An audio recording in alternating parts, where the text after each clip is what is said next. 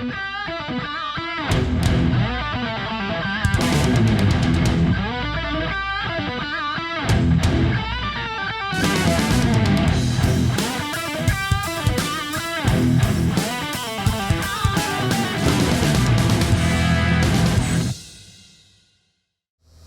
my name is Rich Howard, owner of Architectural Builder Supply. This video is to bring you a closer look at the part number Schlage 10-001.lip1 in a 625 finish. So I know what a Schlage 10001 is. It's a standard T-strike. They've been making that strike under that part number for countless decades.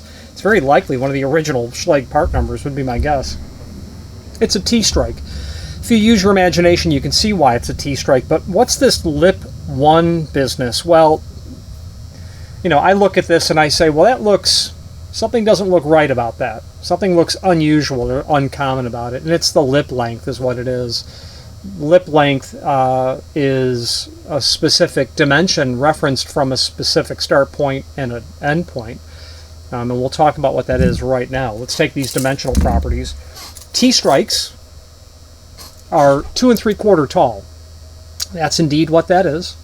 Now, strikes, regardless of who the manufacturer is, whether it be Schlage or Donjo or Sargent or Corbin Russwin or Yale and anyone, custom manufacturers of strikes, Accurate can make custom strikes, Donjo actually will make custom strikes. The width of the strike is not necessarily something that makes perfect sense immediately. I had a client last week tell me we shipped the wrong strikes. They were too wide, he said. I said, okay, let's check. And turns out the client was measuring the overall width. Well, that's not how these are measured. That's not how strikes are measured. Strikes are measured from the center line of the screw hole to the edge of the lip, and this is a petite dimension. This is going to be 1.1 inches. And indeed is. I wanted to see it on my tape measure. So the standard lip length is longer than 1.1 inches. This is 1.1 inches. Now, why would you want to talk about the length of the lip of the strike? In this strike, it's smaller than typical. Most strikes, when you deviate from the standard, they're greater because you're accounting for something. Well, let's talk about that right now. If you've not hit subscribe yet, we would very much appreciate if you did, and hopefully you're enjoying this video. Now, let's get back to it.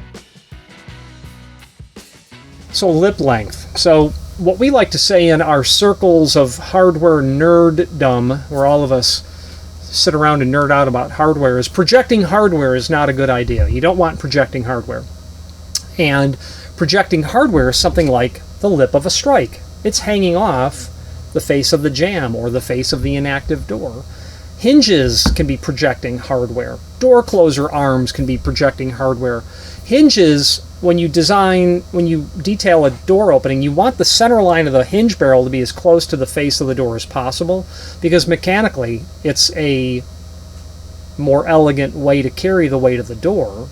But also you want to reduce the amount of hardware projection into the space that's perpendicular to the door opening.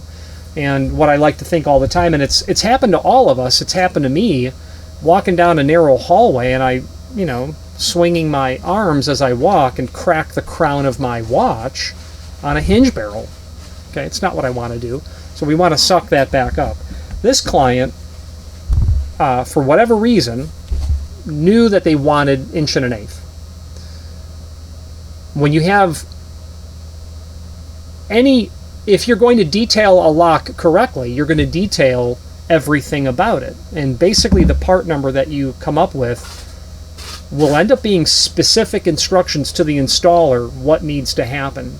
The installer doesn't need to be told to use a particular screw or to set the closer to a particular hand, because that's all in the part number. So a sample part number for this would be something like, for me, it would be, let's say this is an entrance lock. I would call this, my line in my hardware set would be cylindrical entrance lock, then the series, like A, and then the function, say 53, And then the cylinder. I would put P if I wanted the standard Schlage conventional cylinder. I would give the keyway.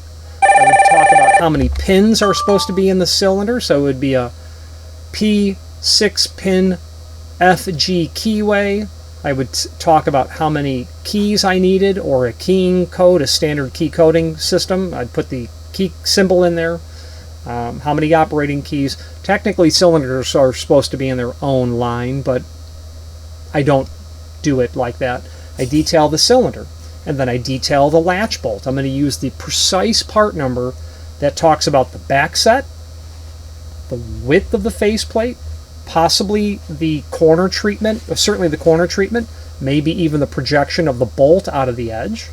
So the installer, the door manufacturer, doesn't need to be told if it's 2 3/8, 2 3/4, 5-inch, 3 3/4, 12-inch, whatever it is. They need to just have the part number. So the part number for the latch, well then the part number for the strike. But when you detail a 10-001, that's where you have to declare what your lip length is. If it's the standard lip length, which I think is 1 1/4 on the 10-001, or 1 3/16, it's one of the two, you put that there. Now, it's permissible to omit information when the factory considers it standard, but I plug all those values in because I want to be in the habit always of declaring it as much as possible. To continue with that part number, I would probably indicate the door thickness, 1 3/4, 2 1/4, 1 3/8. I would indicate the fastener package. I would just call this standard fastener package. And then I would indicate the finish. I would indicate the handing. I would indicate the finish. And then I would indicate a hyphen and then the manufacturer name. Now, why the handing? Well, you need to know the handing on lots of hardware. Someone might say, well, for an A53, you don't need the handing. You don't. Unless you want the key to be sure to go in the proper way with cuts or teeth up, because a key for a left-hand door, it's sure the same as what you might have for a left-hand reverse door. But a left-hand door is not the same handing of a lock as it is for a right hand. You've got to take that lock and turn it over, and therefore the cuts on the key. So yeah, you need to know that. The lip length is part of it, is what I'm driving at. If you've not hit subscribe yet, we would very much appreciate if you did, and hopefully you're enjoying this video. Now, let's get back to it. So in conclusion, if you have any questions on the 10-001 lip 1, which is a 1-inch lip length, that's what it looks like when it all stacks together. You're definitely going to want dust boxes. You're doing new construction and the pre-hanger has given you, those preps all the way through, and they've cut through the back of the jamb. Yeah, insist that the dust boxes be put in there. You don't want to look inside of there and see a rough, you don't want to see a auger bit or a butterfly bit of someone drilling into the back of a wood stud. You don't want to see any of that.